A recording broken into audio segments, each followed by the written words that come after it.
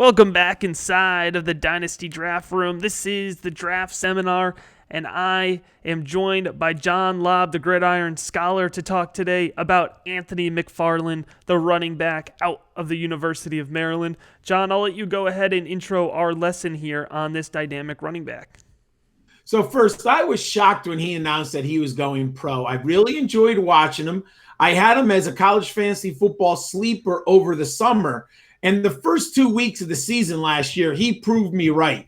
But then he got injured, and that derailed his season. So I was kind of surprised that he decided to leave campus and go for the pro. But I'm happy that the marvelous Maryland game breaker is leaving early to pursue his professional dreams. I'm glad that he's going for it. Now, he had chosen the Terrapins over Alabama, Penn State, Miami, and Georgia. So he was a highly recruited high school prospect. Unfortunately for him, he missed his senior year of high school with a broken leg, and then he redshirted his freshman year at Maryland. So we've only really seen him on the field for about a year and a half, Matt. Now, at moments, we've seen glimpses of unbelievable athletic ability and production. In 2018, he was second team All Big Ten and freshman All-American after scampering for a freshman school record 1,034 yards and 4 touchdowns. If you want to watch an incredible tape of a game, anyone, of a running back, check him out against Ohio State 2 years ago. It was simply an incredible performance with 2 touchdowns over 70 yards and 298 yards rushing. Wow, that was just a great afternoon for the young man. Now, the high ankle sprain hampered his 2019 crusade, and he finished with only 614 yards rushing and 8 touchdowns. I see what some big-time scouts think, and I see on film what there is to like when he's healthy, but I have concerns, Matt. What say you, my friend? Yeah, John, the reason that we're talking about Anthony McFarland here on this series is because I think that he is one of the best values that you're going to find. He's a sleeper pick in this 2020 NFL draft cycle, and it's because, like you said, he hasn't necessarily had the opportunity to be on the field as much as you would like, but when he is on the field, oh man, can you see the traits flash? And you said it, those first couple weeks of the 2019 season, you know, if he had not suffered that injury and if the Maryland offense had kept performing at the level that it was, we'd probably be talking about him, you know, up in the same category as Clyde Edwards-Helaire, a guy who had a really great breakout 2019 season. So, you know, there's a lot to like about Anthony McFarland, but it doesn't come without the risk that is associated with not having that previous production and the level of game tape that we would normally like to see. But John, let's talk about the production that he did put forward here in his college career. So he doesn't have a great production athletic profile. There are components of it in which I like. So the first thing, career rushing yards, we've already spoken about it. He's basically only played a year and a half. So he only has 1,648 career rushing yards. But then you see these yards per carry, 6.7. So because of the big home runs and because of a few big games, he can get you that great yardage in chunks. Now, receptions. For a guy on Maryland, I would have thought he'd have more than this. He only has 24 career receptions, which does not mean that he can't catch the ball. He just didn't have a lot of chances, and the opportunities were not there.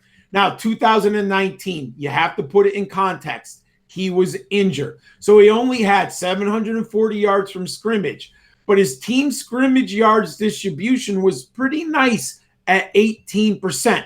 So he played well when he was healthy, and he can be productive. Now, at the combine, he ran a 4.44, which I liked very much, but we did not get to see the 3-cone drill or the 20-yard shuttle. I would love to have seen him compete in those 2 other drills. Right now, Matt, I have a 4th-round grade on McFarland. What does the film say in your book?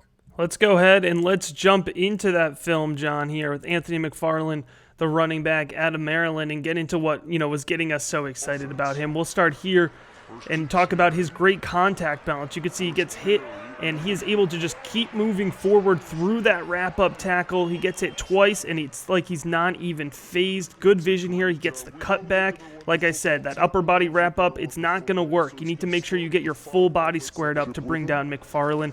He is quick to the edge. You can see this play should be dead in the backfield, but he is able to beat this defensive back to the edge and get the first down. Tenacious and versatile runner. He takes the direct snap here. He explodes off the line of scrimmage. He hits the spin move, and it takes a second effort tackle to drag him to the ground. And he's also very slippery here. You can see he just glides around the field through 1-2 guys and gets 10 yards out of a play that probably shouldn't have gotten much further than the line of scrimmage. He's elusive, John. He's slippery. He glides around the field, but he also has a tenacity and a power to his game. And that combination of things makes him a really interesting prospect here. You mentioned chances are he goes on day 3 of the NFL draft. You were right, but there's also a possibility. Don't be surprised if he sneaks into the back end of day 2. He definitely could if a team falls in love with him watching the film when he's healthy. Now, he's a 5'8" and 208-pound jitterbug with a well-muscled and compact frame. He slips and slides through traffic with animated feet. He employs multiple cuts to elude defenders, and he finds small creases. He accelerates in a flash on film. He runs away from tacklers in the open field. So he could be one of those runners who's better on the field than we actually see maybe athletically. Rambles with passion and purpose between the hash marks. He is not afraid to go between the tackles. I like that. Now, he does bounce plays outside, and when he eludes the first tackler, he can burst down the field quickly. Now, he is good at the wheel route, and he is a very nice pass catcher on those routes, but he has a limited resume as a receiver. The one thing that I'm also concerned of, another thing I'm concerned about, he was never a bell cow ball carrier. He only toted the pigskin over 14 times in a game, just 4 times during his campus tenure. I think he's a back who's destined for a committee role in the NFL. He's a day 3 grade in my book. What say you, Matt? John, here at the Dynasty Draft Room, we have him graded out as an 80.8. That is a mid-level starter for us. That's higher than you're probably going to find for most people in Anthony McFarland.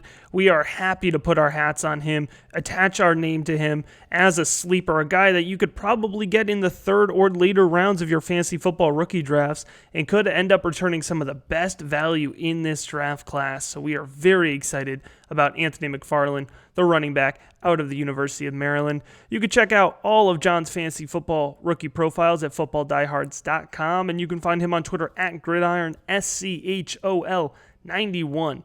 I'm on Twitter at the FF_educator. You can check out all of my work at dynastydraftroom.com. That does include the 2020 Fantasy Football Rookie Guide, which is now available for download. 91 full player profiles, similar to everything we've given you for Anthony McFarland, and even a little bit more.